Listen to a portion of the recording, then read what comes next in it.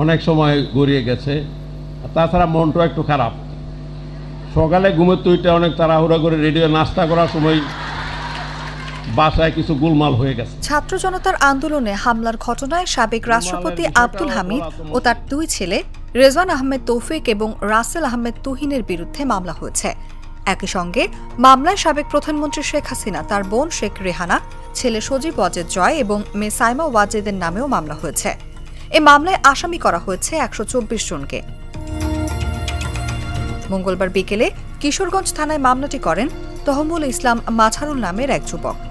এই যুবক জানান, তিনি বিএনপির কর্মী, আন্দোলনের সময় আহত হয়েছিলেন।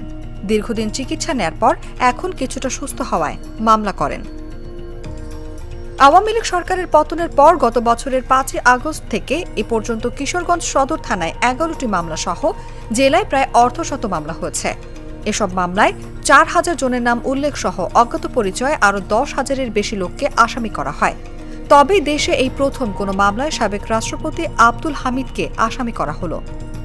মামলায় আব্দুল হামিদকে ৩ নম্বর আসামি করা হয়েছে, আর ১ নম্বর আসামি করা হয়েছে শেখ হাসিনাকে। ২ নম্বরে আছেন শেখ রেহানা।